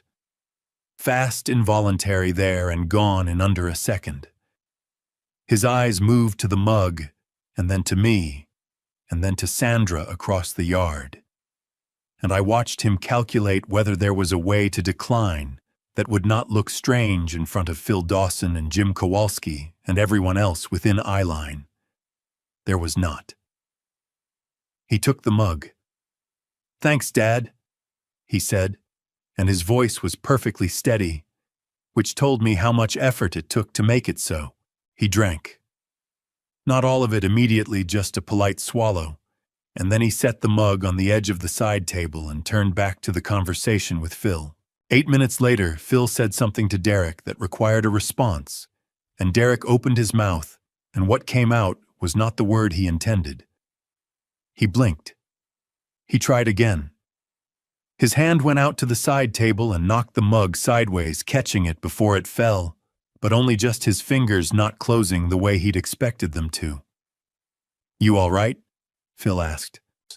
"Fine," Derek said, but the word came out soft and slightly sideways, and his eyes had gone heavy at the corners, the way eyes go when the brain behind them is working much harder than usual, just to stay on the surface. The yard went quiet by degrees, the way a room goes quiet when something is happening that everyone can see but nobody has named yet. Sandra was staring at Derek from across the yard, with her hands pressed flat against her thighs, and her face had gone a color that was not quite white, but was getting there. I set my plate down on the side table. I picked up the carafe and carried it to the center table where Mrs. Patterson's apple pies were, and set it down where everyone could see it. Then I stood up straight and looked around at the faces in Earl's backyard. Phil, who had run Earl's stations for 11 years. Mrs. Patterson, who had handed me a key to room 7 without asking a single question. Clara, who had waited on hold at the insurance line so I could get my blood pressure medication. Jim and Rose Kowalski, who had waved at me every morning from their front porch when I walked Buddy past their house, and I had been nobody to them but a man with a dog. James Caldwell stood near the back fence with his hands in his coat pockets, watching. Derek was leaning against the side table now, his hand gripping the edge, his jaw working at something he was not quite able to say. I spoke in a voice that was clear and unhurried, and carried across the yard without needing to be loud. 2 weeks ago, I said, my daughter and her husband put me out of their house in the rain with $500 and a broken suitcase. Today they came back with ribs and apple pie and herbal tea. I looked at the carafe. The tea has been in my home every evening for the past 3 weeks. 2 evenings I drank it. Both times I was asleep within the hour, slower than I should have been, confused in ways I am not usually confused. I reached into my coat and brought out the manila envelope. A toxicology report from a licensed laboratory in Chicago confirmed that the tea contains lorazepam. That is a prescription sedative. Administering it to another person without their knowledge is a felony in the state of Illinois. Sandra made a sound that was not a word. Derek straightened up from the table, his eyes clearer now, with something that was pushing through the lorazepam on pure adrenaline, and he opened his mouth, and whatever he was going to say came out as the wrong kind of noise entirely. I was not finished. I opened the manila envelope. The first page was the toxicology report. I held it up so the December light caught it clearly and read the relevant line aloud. Lorazepam detected. Concentration consistent with repeated low-dose administration over a period of 2 to 4 weeks. I set it on the table. This is from Midwest Toxicology Partners in Chicago. Licensed laboratory. Certified chain of custody. Sandra's hands came up and covered her mouth. Her shoulders pulled inward, like something collapsing from the center. Derek straightened fully, the lorazepam fighting the adrenaline in his system, and his voice came out louder than he intended. That is completely fabricated. You cannot stand here in front of these people and accuse us of poisoning you based on some document you paid someone to produce. Derek. My voice was very quiet. Every word you say right now is being recorded. I reached up and touched my breast pocket once. Just once. His mouth closed. I set the second document on the table beside the toxicology report. This is the durable power of attorney your associate Ray drafted. 12 pages. No transaction limits. No notification requirements. Full authority over all accounts and properties. I set down the third. This is the Family Asset Protection Agreement that Mitchell Greer presented on your behalf on a Saturday morning in November. Mitchell Greer holds no active license with the Illinois Department of Financial and Professional Regulation. I checked. James Caldwell checked. The state's attorney's office has also checked. Phil Dawson had set down his tongs. Jim Kowalski had stopped talking entirely. Mrs. Patterson stood at the end of the table with her hands folded and her face arranged in the expression of a woman who had suspected something and was not surprised to be right.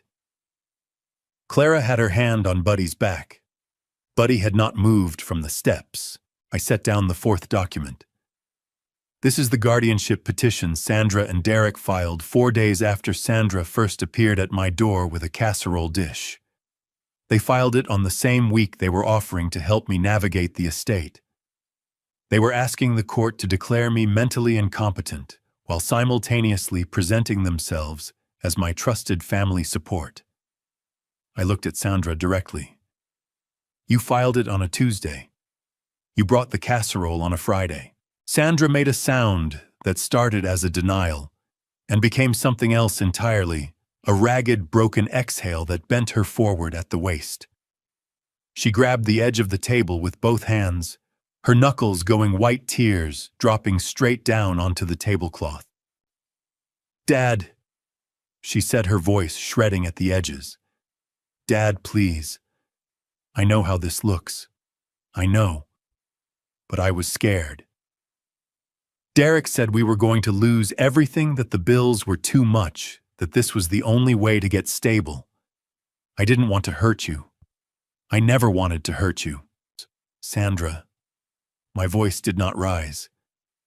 The night Tyler stood on the front walk in his socks and told me what Derek had said you were inside stirring the pot roast. You heard him tell your 9-year-old son that his grandfather wasn't family anymore if he didn't produce money. And you stirred the pot roast. Her legs buckled. She caught herself on the table edge barely. Derek stepped forward. His jaw set, his eyes hard, with the particular fury of a man watching his plan collapse and looking for someone to blame it on. You set us up, he said, his voice tight and shaking. You invited us here to humiliate us in front of strangers. You are a vindictive old man who never gave his own family a chance, and now you want to destroy us for trying to survive. No, I said. I gave my family 14 months. I fixed your disposal and your faucet and your screen door. I watched your son 3 afternoons a week. I slept in a storage room with a draft through the wall, and I did not complain once. I picked up the manila envelope and held it. I did not set a trap for you, Derek. I simply stopped moving out of the way and let you walk into the one you built yourselves. The side gate opened at exactly 2 o'clock. Donna Reyes came through, first a compact woman in her early 50s, in a gray coat, her colleague half a step behind her. She moved with the unhurried efficiency of someone who had done this many times and did not need to announce herself to command a space. She looked at the documents on the table. She looked at Derek. She looked at me. Mr. Gaines, she said.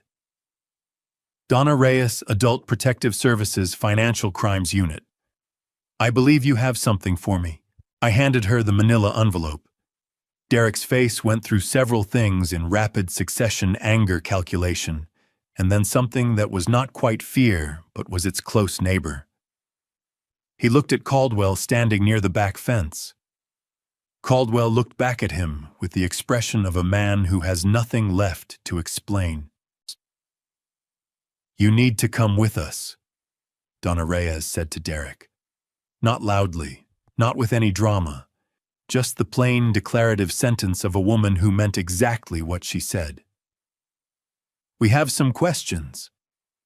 Sandra was still holding the table edge, her head down, crying in the way that comes after everything else has run out.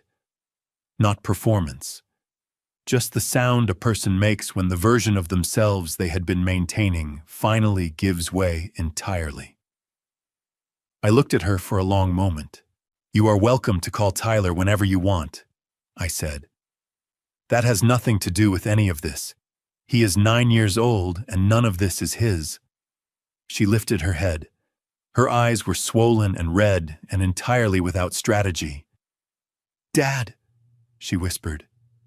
Go home, Sandra, I said. Get a lawyer. Take care of your son. She let go of the table. She walked to the side gate without looking at Derek, without looking at anyone, and she went through it and was gone. Derek went with Donna Reyes and her colleague through the same gate 2 minutes later, his hands at his sides, his jaw still set. But something behind his eyes had gone very quiet, in the way things go quiet, when a person finally understands the size of what they are standing in. The gate closed. The yard was still. Buddy walked across the dead grass and sat on my feet. Monday morning, I renewed my room at Mrs. Patterson's for another 6 months. She looked at the check I set on her kitchen table, and then looked at me with the expression she used when she had an opinion she was deciding whether to share. You know you could afford something nicer, she said. I know, I said. She picked up the check. Room 7's yours. I had thought about moving into Earl's house. I had stood in every room of it, walked the yard at different times of day, sat in Earl's kitchen chair with my coffee, and tried to feel whether it fit. It was a good house. Earl had kept it well. But every time I sat in it, I felt like a guest waiting for the owner to come back, and the owner was not coming back, and I did not think making his house mine was the same thing as honoring what he had built. Room 7 was mine. It had been mine from the first night. The tilting lamp and the Ohio-shaped water stain and the radiator that knocked and hissed had become the particular geography of a life I had built from nothing, and I was not ready to trade that for something larger just because I could. Sandra called on a Wednesday afternoon in January. I was at Earl's East Side station, sitting with Phil in the small office behind the register, going over the lease renewals for the commercial properties with the careful attention of a man learning a new trade at 69. I answered. "How's Tyler?" I asked before she could say anything else. A pause. Then, "He's good. He made the basketball team at school." Her voice was careful and stripped of its social register, just her actual voice, which I had not heard clearly in a long time. "Dad, I'm not calling about the money. I'm not calling about any of that. I just wanted to know if you were okay." "I'm okay," I said. Another pause. "What are you keeping the money for, Dad?" She asked, her voice quieter than usual, the way it gets when she is saying something she actually means. "You're still in that little room." I looked out the office window at Phil talking to a customer at the pump, his hands in his vest pockets, his posture easy and familiar. "To know who comes looking for me when I'm still just a man in a small room," I said. She did not answer for a moment. When she did, her voice had something in it that I recognized as the beginning of understanding, which is a different thing from agreement and takes longer to arrive. "Okay," she said quietly. "Okay, Dad." I told her to give Tyler my number. She said she would. In February, Caldwell and I filed the paperwork to establish the Earl Mitchell Scholarship Fund as a registered 501c3 nonprofit organization under Illinois law. The fund was designed to provide annual scholarships to students at Rockford area vocational schools pursuing careers in the trades, mechanics, electrical work, plumbing, the work that Earl and I had both started with, and that neither of us had ever thought of as lesser than anything else. The first awards would go out in the spring. Phil came to the filing meeting and brought two of his longest-serving station employees, both of whom had started as mechanics and worked their way into management under Earl's particular brand of patient, demanding mentorship. They sat around Caldwell's conference table and talked about Earl for an hour before we got to the paperwork, and it was the best hour I had spent in an attorney's office. On a Saturday in late February, I drove to each of Earl's 8 stations. Not to inspect or evaluate or make decisions, just to be there. I shook hands with the people who had shown up every day for years and kept the lights on and the pumps running, because Earl had hired well and treated people right, and they had returned the favor by caring about the work. At the last station, the original one on the east side, Phil walked me back to the small lot behind the building where Earl had parked his truck for 11 years. The space was empty now. There was an oil stain on the concrete that had been there so long it had become part of the pavement. "He talked about you," Phil said. "Not often, but when he did, it was always the same way. He'd say, 'My friend Walter,' and then whatever came next, like your name was just part of whatever the point was. I did not have an answer for that."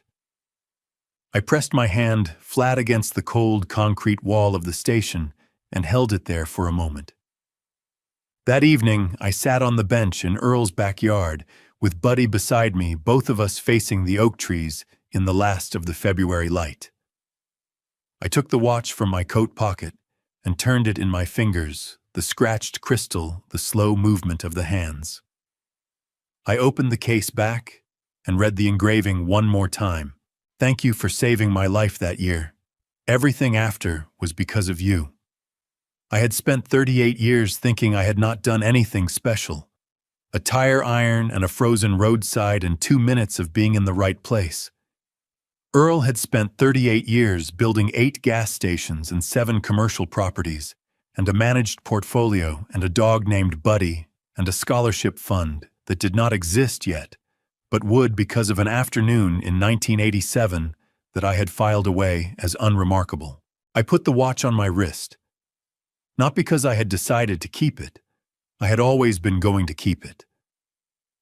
I put it on because it was February and cold, and Buddy was leaning against my leg with his whole warm weight, and Earl had been right about everything, and it was time I started wearing the evidence of that.